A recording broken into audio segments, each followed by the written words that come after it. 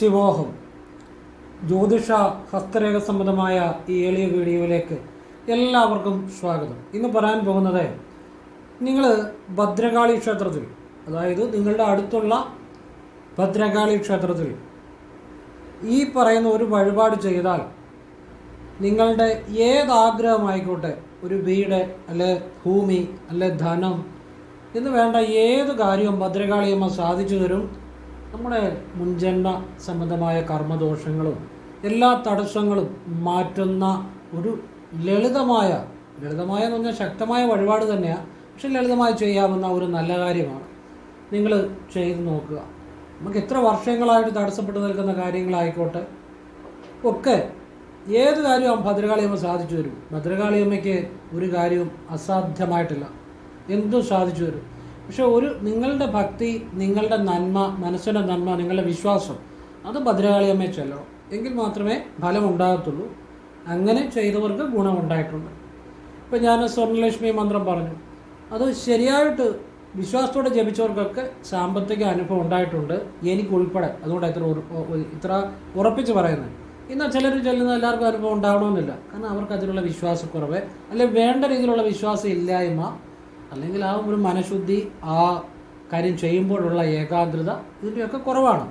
അപ്പോൾ അതുകൊണ്ട് ഏതൊരു കാര്യവും നമ്മൾ ആത്മാർത്ഥമായിട്ട് നമ്മുടെ വിശ്വാസം, മനസ്സ്, ഇതൊക്കെ ചെയ്യുന്ന കാര്യത്തിൽ ചെന്നാൽ ആ കാര്യം ദേവത സാധിച്ചു തരും. അപ്പോൾ അത് ഏത് കാര്യത്തിനും ബാധകമാണ്. ഞാൻ ക്രിയാകുണ്ടല്യ പ്രാണായാമം ഗുരുവിൽ നിന്ന് സ്വീകരിച്ചു. പക്ഷേ അത് സ്വീകരിച്ചെന്ന് കരുതി എനിക്ക് അനുഭവം ഉണ്ടാകണമെന്നില്ല.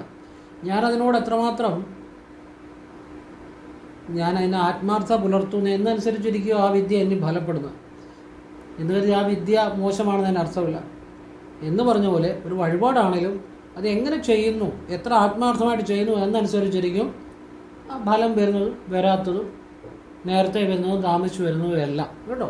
അപ്പോൾ അത് അവനവൻ്റെ പോരായ്മ പരിഹരിച്ച് വിശ്വാസത്തോടു കൂടി ചെയ്യാൻ ശ്രമിക്കുക. അങ്ങനെ പറയാൻ പറ്റത്തുള്ളൂ. അപ്പം ഈ പറഞ്ഞ കാര്യം നിങ്ങൾ ഭദ്രകാളിയമ്മയെ വിശ്വസിച്ചാൽ ഭദ്രകാളിയമ്മ എന്തും നടത്തി തരും. അങ്ങനെയുള്ളൊരു കാര്യമാണ്. അതിനെക്കുറിച്ച് വിശദമായിട്ട് പറയുന്നുണ്ട്. അതിനു മുമ്പ് ഒരു കാര്യം പറയാം. നേരിട്ട് കൺസൾട്ടിങ് ഇല്ല, വാട്സപ്പ് വഴി മാത്രമേ ഉള്ളൂ. സംഖ്യാജ്യോതിഷം, ഹസ്തരേഖ, ഗ്രഹനില, ഇതൊക്കെ വിശകലനം ചെയ്യുന്നത്. അപ്പോൾ നിങ്ങൾക്ക് ചെയ്യാൻ താല്പര്യമുണ്ട്, വാട്സപ്പ് ഇടുക. ഫ്രീ ആകുമ്പോൾ ഞാൻ റിപ്ലൈ തരും. എല്ലാവർക്കും റിപ്ലൈ തരാൻ പറ്റത്തില്ല, ഒരുപാട് മെസ്സേജുകൾ വരുന്നുണ്ട്. പറ്റുന്നവർക്ക് റിപ്ലൈ തരും. എന്നിട്ട് എങ്ങനെ ചെയ്യുന്നത് പറയും. ഇതുപോലുള്ള നല്ല കാര്യങ്ങളെ പറയത്തുള്ളൂ. അത് മുഴുവൻ കേൾക്കണം. കേട്ടിട്ട് ആവശ്യമുണ്ട് ചെയ്യാനല്ലേ ചെയ്യാതിരിക്കുക. വെറുതെ ഒരാളോട് ചെയ്യാൻ ഞാൻ പറയത്തില്ല. പക്ഷേ അത് നല്ല കാര്യങ്ങളെ പറയത്തുള്ളൂ. അത് ചെയ്യാൻ മനസ്സുള്ളവർ ചെയ്യുക. പിന്നെ ആ വിശ്വാസത്തോടെ ചെയ്യാൻ പറ്റുന്നവർ ചെയ്യുക, അല്ലാത്തവർ ചെയ്യേണ്ടെന്നേ അതേ ഞാൻ പറയത്തുള്ളൂ. അങ്ങനെ ആവശ്യമുള്ളവർ ചെയ്യുക. പിന്നെ ഫോൺ വിളിച്ചാൽ കിട്ടത്തില്ല, നേരിട്ട് വന്നാലും നോക്കാൻ പറ്റത്തില്ല. ഇതാണ് സാഹചര്യം. അപ്പം ഇനി വിഷയത്തിലേക്ക് വരികയാണ്. അതിനു മുമ്പ് നിങ്ങൾക്ക് വീഡിയോ ഇഷ്ടപ്പെട്ടെങ്കിൽ മറ്റുള്ളവരിലേക്ക്, നല്ല ആളുകളിലേക്ക് ഷെയർ ചെയ്യുക. അതുപോലെ സബ്സ്ക്രൈബ് ചെയ്യാത്തവർ സബ്സ്ക്രൈബ് ചെയ്യുക. നിങ്ങൾക്ക് ഇഷ്ടപ്പെട്ടെങ്കിൽ ലൈക്ക് ചെയ്യുക. ഇതൊക്കെ ചെയ്യുക. അപ്പോൾ ഇനി വിഷയത്തിലേക്ക് വരാം. അപ്പോഴേ വെള്ളിയാഴ്ച, മലയാള മാസം ആദ്യ വെള്ളിയാഴ്ച നിങ്ങൾ അടുത്തുള്ള ഭദ്രകാളി ക്ഷേത്രത്തിൽ പോയി ഒരു ചുവന്ന പട്ട്, അത് നമ്മൾ ജവളിക്കടയിൽ നിന്ന് മേടിക്കാൻ കിട്ടും. അല്പം ഒരു ചുവന്ന പട്ട്, ഒരു 1/2 മീറ്ററോ വല്ലതും മതി. 1/2 മീറ്ററോ എത്രയാണെന്ന് വെച്ചാൽ മേടിക്കുക. അപ്പോൾ ചുവന്ന പട്ട് വാങ്ങി നമ്മളൊരു വഴിപാടായിട്ട് സമർപ്പിക്കുന്നതാണ്. ഒരു വഴിപാടായിട്ട് സമർപ്പിക്കുന്ന, അതിൻ്റെ അത് കുഴപ്പമില്ല. 1/2 മീറ്റർ ആണെങ്കിലും മടക്കി അത് മതി. നമ്മൾ അമ്മയ്ക്ക് അവിടെ സമർപ്പിക്കുക. ചുമന്ന പട്ടും അതിൻ്റെ കൂടെ ഒരു ചെമ്പരത്തിമാലയും കൂടെ വെച്ച്. ഇനി ചില മലബാർ ഭാഗത്തേക്കോ അല്ലെ ചില ഭാഗത്തേക്കൊക്കെ ചെന്ന ചെമ്പരത്തിമാല ഇല്ല എന്ന് അവർ പറയുന്നത്, അങ്ങനെ ക്ഷേത്രത്തിൽ. അങ്ങനെയുള്ളവർക്ക് ചുമന്ന പട്ടിൻ്റെ കൂടെ ഒരു 30 രൂപയുടെ എള്ളെണ്ണ വെച്ചാൽ മതി. ചെമ്പരത്തിമാല വെക്കാൻ പറ്റുന്നവർ ചുമന്ന പട്ടിൻ്റെ കൂടെ ചെമ്പരത്തിമാല തന്നെ വെക്കണം. കാരണം അത് വളരെ നല്ലതാണ്, അതുകൊണ്ടാണ്. അങ്ങനെ ചുമന്ന പട്ടും ചെമ്പരത്തിമാലയും വെച്ച്, ചുമന്ന പട്ടും ചെമ്പരത്തിമാലയും കൂടെ, അല്ലെങ്കിൽ ചുമന്ന പട്ടും ഒരു 30 രൂപയുടെ എള്ളെണ്ണയും കൂടെ, ഏതെങ്കിലും ഒരു രീതിയിൽ ചെയ്താൽ മതി. കൂട്ടിപ്പിടിച്ച് ഭദ്രകാളിക്ക് 3 വലത് വെക്കണം. ഈ വലത് വെക്കുമ്പോൾ ഭദ്രകാളിയമ്മയെ നിങ്ങൾക്കറിയാവുന്ന രീതിയിൽ സ്തുതിക്കുക. നിങ്ങളിപ്പം ഭദ്രകാളിയമ്മയെ ശരണം, അല്ലെ അമ്മേ നാരായണ, ദേവി നാരായണ, അല്ലെ സർവമംഗളമെങ്കിൽ ഏതെങ്കിലും ജപിച്ചാൽ മതി. നിങ്ങളുടെ മനസ്സമ്മയിൽ ചെല്ലണം, അത്രയേ ഉള്ളൂ കാര്യം. 3 പ്രദക്ഷിണം വെച്ചിട്ട് നിങ്ങൾക്ക് വേണ്ട കാര്യം, ചിലർക്ക് വർഷങ്ങളായിട്ട് നടക്കാത്ത ചില കാര്യങ്ങളായിരിക്കാം, അത് അമ്മയോട് പറയാം. ഒരു കാര്യം പറയാവുള്ളൂ. ചിലർക്ക് ഭൂമി മേടിക്കാനായിരിക്കും, ചിലർക്ക് വീടായിരിക്കും, ചിലർക്ക് സാമ്പത്തികമായ ഒരു ഉയർച്ചയായിരിക്കും, ചിലർക്ക് ഒരു ലോൺ പാസ്സാകാനായിരിക്കും, ചിലർക്കൊരു വിദേശവാസമായിരിക്കും. അങ്ങനെ നിങ്ങൾക്ക് വേണ്ട ഒരു കാര്യം അമ്മയോട് പറയുക. നിങ്ങളുടെ മനസ്സമ്മയെ ചൊല്ലണം. ആ സമയത്ത് വേറൊരു ചിന്തയും പാടില്ല. അങ്ങനെ നന്നായിട്ട് അമ്മയ്ക്ക് നിങ്ങൾ പറയുന്ന കാര്യം ചെയ്തു തരാനുള്ള ശക്തി ഉണ്ട് എന്ന് ഉറച്ചു വിശ്വസിച്ച് മനസ്സുകൊണ്ട് ലയിച്ച് പ്രാർത്ഥന നടക്കി വെക്കുക. വെച്ച് കഴിയുമ്പോൾ അതേക്കുറിച്ച് ചിന്തിക്കരുത്. ശരിയായോ, ഞാൻ പ്രദക്ഷിണം വെച്ച ശരിയായോ, ഞാൻ നിന്ന് ശരിയായോ, ഞാൻ നോക്കിയ ശരിയായോ, ഞാൻ കൈ പിടിച്ച ശരിയായോ, ചെമ്പരത്തിമാല കൈ വെച്ചത് ശരിയായോ, ഇങ്ങനെ ഒന്നും സംശയിക്കേണ്ട. അത് നന്നായിട്ട് പ്രാർത്ഥിക്കുക, നടക്കി വെക്കുക. പിന്നെ അതിനെക്കുറിച്ച് ചിന്തിക്കരുത്. ചിന്തിച്ചാൽ ഒരു ഫലവുമില്ല, വെറുതെ സമയം കളയാന്നുള്ളൂ. ചിന്തിക്കുന്ന സംശയമുള്ളതുകൊണ്ട് അപ്പോൾ വെക്കുക, മറക്കുക. ഇത് നിങ്ങൾ മലയാള മാസം ആദ്യം വെള്ളിയാഴ്ച ചെയ്യുക. ഇത് ചെയ്തു കഴിഞ്ഞ് അമ്മയ്ക്ക് ഒരു കടുംബായുസ്വം, ഒരു ഭാഗ്യസ്വക്ത പുഷ്പാഞ്ജലി, വൈകിട്ടൊരു ഭഗവതി സേവയ്ക്ക് കൂടെ കൊടുക്കുക. ഇത് 3 മാസം അല്ലെങ്കിൽ 4 മാസത്തിലൊരിക്കൽ ഇടയ്ക്കിടയ്ക്ക് നിങ്ങൾക്ക് ആവർത്തിക്കുക. അങ്ങനെ ഏത് കാര്യവും നേടിയെടുക്കുക. നിങ്ങളുടെ മനസ്സമ്മയിൽ ചെന്നാൽ നിങ്ങൾക്ക് ലഭിക്കേണ്ട, സത്യസന്ധമായി ലഭിക്കേണ്ട ഏതൊരു കാര്യവും നിങ്ങൾക്ക് അർഹമായതാണെങ്കിൽ ഒരു നിവൃത്തി ഉണ്ടായി അമ്മയെ സാധിച്ചു വരും. എത്ര കഠിനമായ കാര്യങ്ങൾ വരെ അമ്മ നടത്തി കൊടുത്തിട്ടുണ്ട്. ഞാൻ എത്രയോ അനുഭവങ്ങൾ പറഞ്ഞിട്ടുണ്ട്. അതായത് അതിരുതർക്കങ്ങളെ, ഒരിക്കലും തീരാത്ത പ്രശ്നങ്ങളെ, അതൊക്കെ ഈ ഭദ്രകാളിക്ക് ഇതല്ല, വേറെ പല കാര്യങ്ങളും. എന്ത് കാര്യങ്ങളും ചെയ്താലും ഭദ്രകാളിക്ക് ചില കാര്യങ്ങൾ നടത്താൻ കഴിവുണ്ട്. അപ്പോൾ അങ്ങനെ ഈ ഏത് കാര്യങ്ങൾ നടത്താൻ അമ്മയ്ക്ക് ശക്തിയുണ്ട്. അത് ഞാൻ വേറെ ചില വഴിപാടാണ് പറഞ്ഞു കൊടുത്ത് ഈ അതിരുതർക്കം കാര്യങ്ങൾക്ക്. പക്ഷേ ഈ കാര്യം എന്ത് അതിരുതർക്കമെന്നല്ല, നമ്മുടെ സാമ്പത്തിക നില, നല്ലൊരു സാമ്പത്തികം വരണം. ചിലർക്കാണെങ്കിൽ ഒരു സാമ്പത്തികമായിട്ടൊരു വഴി കാണിച്ചു തരണം, അല്ലെങ്കിൽ ജീവിതമാർഗം കാണിച്ചു തരണം. എന്തിനും അമ്മയ്ക്ക് ഇത് ചെയ്യാം. നിങ്ങളുടെ വിശ്വാസം പൂർണ്ണമാണെങ്കിൽ അമ്മ നിങ്ങൾക്കൊരു നിവൃത്തി ഉണ്ടെങ്കിൽ അത് സാധിച്ചു തന്നിരിക്കും. അമ്മയെ വിശ്വസിക്കണം. ചെയ്തു കഴിഞ്ഞപ്പോൾ അതേക്കുറിച്ച് ചിന്തിക്കരുത്. ഇനിയും ഇതിപ്പോൾ ഒരു 3 മാസത്തിലൊരിക്കൽ ആവർത്തിക്കുക, അല്ലെങ്കിൽ ഒരു 4 മാസത്തിലൊരിക്കൽ ആവർത്തിക്കുക. ഇപ്പം ജനുവരി ചെയ്യുകയെന്ന് വിചാരിച്ചു. അപ്പം ജനുവരി, ഫെബ്രുവരി, മാർച്ച്, അപ്പം ജനുവരി, ഏപ്രിൽ, അപ്പോൾ ഒരു 4ാമത്തെ മാസം ചെയ്യാം. ജനുവരി ചെയ്താൽ ഏപ്രിൽ, അങ്ങനെ ഏത് മാസമാണെങ്കിലും ആ മാസം തൊട്ട് 4ാമത്തെ മാസം അങ്ങനെ ആവർത്തിക്കാൻ നല്ലതാണ്. അപ്പോൾ നിങ്ങൾ ഒരു തവണ ഒരു കാര്യം പറയാവുള്ളൂ കേട്ടോ. അപ്പോൾ അങ്ങനെ ഏത് കാര്യം സാധിച്ചെടുക്കാം ഓരോ തവണയായിട്ട്. അതായത് 4 മാസത്തിലൊരിക്കൽ ചെയ്യുക. ഇതോടൊപ്പം എല്ലാ മാസവും കാർത്തിക നക്ഷത്രം വരുന്ന ദിവസം, സാമ്പത്തികമായിട്ട് പെട്ടെന്നൊരു അഭിവൃദ്ധിക്ക് കൂടാം. കാർത്തിക നക്ഷത്രം വരുന്ന ദിവസം നിങ്ങൾ അടുത്തുള്ള ഭദ്രകാളി ക്ഷേത്രത്തിൽ രാവിലെ ഒരു നെയ്വിളക്ക്, ഭാഗ്യസൂക്ത പുഷ്പാഞ്ജലി, അഷ്ടോത്തരാർച്ചന ഇത് ചെയ്യുക. ഇത് മാസത്തിൽ 1 വീതം ആവർത്തിക്കണം. കാർത്തിക നാളിൽ വഴിപാട് ചെയ്താൽ വലിയ ഒരു ഐശ്വര്യങ്ങൾ ഉണ്ടാകുമെന്ന് മാത്രമല്ല, അത് നിലനിൽക്കും, വർദ്ധിച്ചു വരും. അതാണ് അതിൻ്റെ അകത്തെ കാര്യം. ഭദ്രകാളി ക്ഷേത്രത്തിൽ ചെയ്യണം. ഇത് മാസത്തിൽ 1 വീതം ആവർത്തിക്കുക. ഇനിയിപ്പം മലബാർ സൈഡിലോട്ടൊക്കെ ചെന്ന് കഴിഞ്ഞാൽ ആളുകൾ നമ്മുടെ വീഡിയോ കാണുന്നവരും വാട്സപ്പിൽ മെസ്സേജ് ചെയ്യാറുണ്ട്. അവിടെ ദേവീക്ഷേത്രങ്ങളാണ് അടുത്ത് കൂടുതലും, ഭദ്രകാളിയല്ല. അവിടെ ചെയ്ത് നോക്കുക.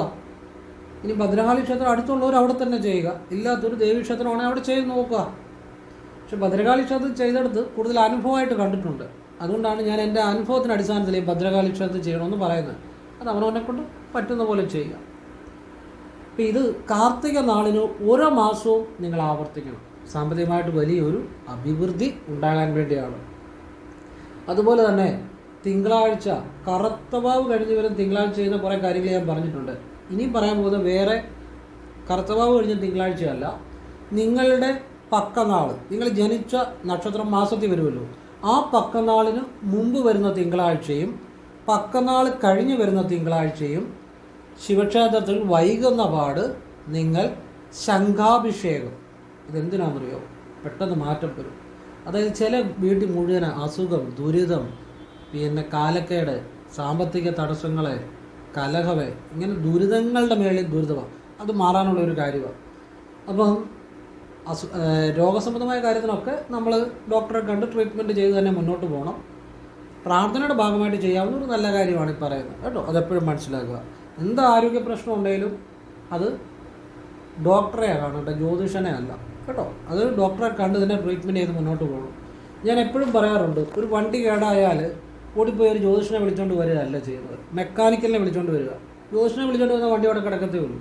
മെക്കാനിക്കലിനെ വിളിച്ചുകൊണ്ട് വരിക. മെക്കാനിക്കിനെ അറിയത്തുള്ളൂ വണ്ടി നന്നാക്കാൻ എന്ന് പറഞ്ഞ പോലെ ശരീരത്തിന് എന്ത് പ്രോബ്ലം ഉണ്ടായാലും ശരീരത്തിൻ്റെ മെക്കാനിക്കായ ഡോക്ടറെ കാണുന്നത്, അല്ല ജ്യോതിഷനെ അല്ല.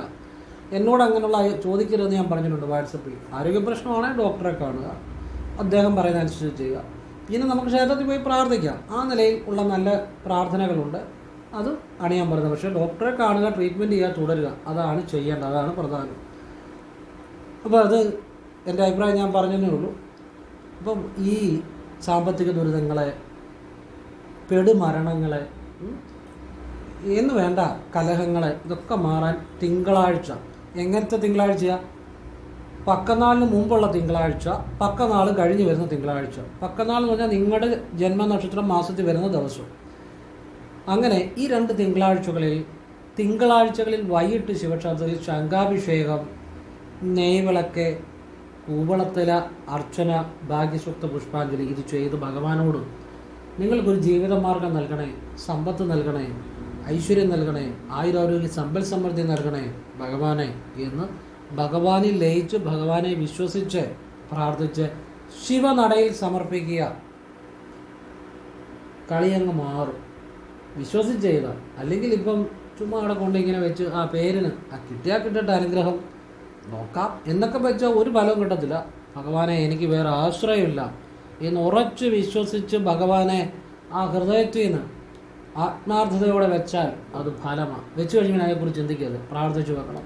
അതുപോലെ ലയിച്ച് പ്രാർത്ഥിച്ചു വെക്കണം. അതിൽ കാര്യമുണ്ട്. അതിങ്ങനെ മാസത്തിൽ 2 തിങ്കളാഴ്ച നിങ്ങൾ 2 തിങ്കളാഴ്ച ചെയ്യാം. അങ്ങനെ നിങ്ങൾ ഒരു മാസത്തിൽ 2 തിങ്കളാഴ്ച തന്നെ ചെയ്താൽ പോലും നിങ്ങളുടെ ജീവിതത്തിൽ ചലനങ്ങളുണ്ടാകും, നിങ്ങളുടെ സാമ്പത്തികത്തിൽ മാറ്റങ്ങളുണ്ടാകും, നിങ്ങളുടെ കുടുംബത്തിൽ മാറ്റങ്ങളുണ്ടാകും, നിങ്ങളുടെ ജീവിതത്തിൽ പുതിയ പുതിയ അവസരങ്ങൾ, സന്തോഷം, സമാധാനം, സമൃദ്ധി എന്ന് വേണ്ടി ഇതൊക്കെ തരാൻ ഭഗവാന് പറ്റും. തിങ്കളാഴ്ച വൈകിട്ടാണ്, രാവിലെയല്ല. കാരണം ഈ തിങ്കളാഴ്ചകളിൽ ചില കാര്യങ്ങൾ ചെയ്താൽ അവരെല്ലാം ഭഗവാന് ശിവന് പ്രിയപ്പെട്ടവരാണ്, ഏറ്റവും പ്രിയപ്പെട്ടവരാണ്. ഭഗവാനെ തിങ്കളാഴ്ചകൾ വഴിപാട് ചെയ്യുന്നതിനകത്ത് കാര്യമുണ്ട്. അതുകൊണ്ട് ഞാൻ പറഞ്ഞു, പ്രത്യേകിച്ച് തിങ്കളാഴ്ച വൈകുന്ന പാട് ഭഗവാൻ ഏറ്റവും പ്രിയപ്പെട്ടവരാണ്. അത് ഒരു രഹസ്യമാണ്. അത് ഞാനത് പറഞ്ഞതേ ഉള്ളൂ, നിങ്ങൾക്കത് പ്രയോജനപ്പെടുത്തുക. ഇത് നിങ്ങൾക്ക് മാസത്തിൽ 2 തവണ എങ്ങനെ 2 തിങ്കളാഴ്ച ചെയ്യാം. നിങ്ങളുടെ പക്കനാളിന് മുമ്പും പക്കനാളും കഴിഞ്ഞ് വരുന്ന തിങ്കളാഴ്ച, അതിൻ്റെ അകത്ത് കാര്യമുണ്ട്. അങ്ങനെ ചെയ്യുമ്പോഴാണ് നിങ്ങൾക്ക് നല്ല മാറ്റം വരും, അത്ഭുതകരമായ മാറ്റം വരും. ജീവിതം അത്ഭുതകരമായി മാറും, സർവത്ര ദുരിതങ്ങളും മാറും. ഇനിയും പറയാൻ പോകുന്ന ഒരു കാര്യം, നമ്മൾ മറ്റുള്ളവരുടെ ശാപം കിട്ടിയ വസ്തുക്കൾ ഉപയോഗിക്കരുത്. അതെന്താ മറ്റുള്ളവരുടെ ശാപം കിട്ടിയ വസ്തുക്കൾ ഉപയോഗിക്കരുതെന്ന് പറഞ്ഞാൽ പറഞ്ഞുതരാം. ചിലപ്പം നമ്മൾ നടന്നു പോകുമ്പോൾ റോഡിൽ ഒരു 500 രൂപ കിടക്കും, ആരും കാണാതെ സന്തോഷത്തോടെ എടുത്ത് പോക്കറ്റിലിട്ട് പോരുക. ഒരിക്കലും ചെയ്യരുത്. ഒരുത്തൻ്റെ ശാപം കിട്ടിയ പൈസയാണ്, കാരണം അവൻ അധ്വാനിച്ച പൈസയാണ്. നമ്മളത് അത് ചിലപ്പോൾ അന്വേഷിച്ച് വരും. പൈസയൊക്കെയാണ് തീർച്ചയായിട്ടും അന്വേഷിച്ച് വരും. അല്ലെങ്കിൽ ഒരു സ്വർണ്ണമാല ആയിക്കോട്ടെ, കാണാതെ പോകുന്നത് അവരെ അന്വേഷിച്ച് വരും. പിന്നെ ഈ കഴിഞ്ഞ ഇടയ്ക്ക് ഒരു രുദ്രാക്ഷ ഒരാൾക്ക് റോഡിൽ നിന്ന് കിട്ടിയെന്ന് പറഞ്ഞു. എന്നോട് ചോദിച്ചു ഇടാവോ, ഞാൻ പറഞ്ഞു ഇടരുതെന്ന് പറഞ്ഞു. രുദ്രാക്ഷമൊക്കെ അങ്ങനെ കിട്ടിയാൽ അവിടെ ആൾ വരുമോ എന്ന് നോക്കുക. അത് കുറച്ച് ദിവസം വെയിറ്റ് ചെയ്യുക. ഇല്ലെങ്കിൽ ക്ഷേത്രത്തിൽ സമർപ്പിക്കുക, രുദ്രാക്ഷമാണെങ്കിൽ. അപ്പോഴേ ഞാൻ പറഞ്ഞു വന്നത് ഒരനുഭവമാണ്, വർഷങ്ങൾക്ക് മുമ്പുള്ളൊരു അനുഭവമാണ്. ഒരാൾക്ക് ഇച്ചിരി പൈസ കൊടുത്തു, അത് തിരിച്ചു കിട്ടിയില്ല. പകരം പുള്ളിയുടെ ഒരു മൊബൈൽ പകരമായിട്ട് കൊടുത്തു. അപ്പം ആ മൊബൈൽ ഇദ്ദേഹം ഉപയോഗിക്കാൻ തുടങ്ങി. പക്ഷെ ആ മൊബൈൽ കൊടുത്തത് മനസ്സോടെയാണ്. വലിയ മൊബൈലൊന്നുമല്ല, പണ്ട് കുറേ വർഷങ്ങൾക്ക് മുമ്പുള്ള സാധാ മൊബൈൽ, ആൻഡ്രോയിഡ് ഒന്നുമല്ല, സാധാ മൊബൈൽ. എങ്കിൽ പോലും അയാൾ ഉപയോഗിക്കുന്നതായിരുന്നു. അപ്പോൾ ഇത് പൈസ കൊടുത്തില്ല, അതിന് തിരിക്കട്ടെ, ഒരു ഉറപ്പിന് വേണ്ടി. അപ്പം വർഷങ്ങൾക്ക് മുമ്പുള്ള ഒരു സംഭവമാണ്. അപ്പോൾ അയാളുടെ ഒരാൾ നമ്മളോട് പറഞ്ഞതാണ്, വർഷങ്ങൾക്ക് മുമ്പ് നമ്മളെ നോക്കിയ ഒരാൾ പറഞ്ഞതാണ്. പക്ഷേ പിന്നെ അതൊരു നേരിയ ഓർമ്മ മാത്രമേ ഉള്ളൂ, ആ ഒരു ഓർമ്മയെന്നാണ് ഞാൻ പറയുന്നത്. പക്ഷേ ഈ വ്യക്തി ജീവിതത്തിൽ ഒരുപാട് അധപ്പതനങ്ങളുണ്ടായി. അപ്പോഴൊന്നും ഇതേക്കുറിച്ച് ചിന്തിക്കുന്നില്ല. പിന്നെ വർഷങ്ങൾ കഴിഞ്ഞ് മൊബൈൽ കേടായി ഉപേക്ഷിച്ച് പുതിയ മൊബൈലൊക്കെ വാങ്ങി തുടങ്ങി കഴിഞ്ഞപ്പോൾ കുറച്ച് മാറ്റങ്ങൾ വരാൻ തുടങ്ങി. അപ്പോഴാണ് ഇങ്ങനെയൊരു, അതായത് ശാപം കിട്ടിയ വസ്തുക്കൾ ഒരാൾ മനസ്സില്ലാ മനസ്സോടെ തരിക, അങ്ങനെയുള്ള ശാപം കിട്ടിയ വസ്തുക്കൾ നമ്മൾ നമ്മുടെ കയ്യിലോ നമ്മുടെ വീട്ടിലോ സൂക്ഷിക്കരുത്. അത് നമ്മുടെ കയ്യിൽ ഇരിക്കുന്നിടത്തോളം ഒരു സമയങ്ങൾ, വസ്തുക്കളുടെ കാര്യമാണ് പറയുന്നത്, അധപ്പതനങ്ങൾ ഉണ്ടാകാൻ സാധ്യത കൂടുതലാണ്. അല്ലെങ്കിൽ പിന്നെ നമുക്ക് അതുപോലെ ഈശ്വരാധീനം, നന്മ, നമ്മൾ നല്ല പ്രവർത്തനങ്ങളൊക്കെ ചെയ്യുന്നുണ്ട് വലിയ രീതിയിൽ ബാധിക്കത്തില്ല. അതുപോലെ ദൈവാനുഗ്രഹം കൊണ്ട് വലിയ രീതിയിൽ ബാധിക്കത്തില്ല. ദൈവാധീനം ഇല്ലെങ്കിലാണ് കൂടുതൽ ബാധിക്കുന്നത്. പക്ഷേ എങ്കിലും കഴിവതും ഒരാളുടെ ശാപം കിട്ടിയ വസ്തുക്കൾ കയ്യിൽ സൂക്ഷിക്കാതിരിക്കാൻ തന്നെയാണെന്നുള്ളത്. അയാൾക്കത് പ്രിയപ്പെട്ടതായിരിക്കാം, ചിലപ്പം കാണാതെ പോകുന്ന വസ്തുക്കളായിരിക്കാം.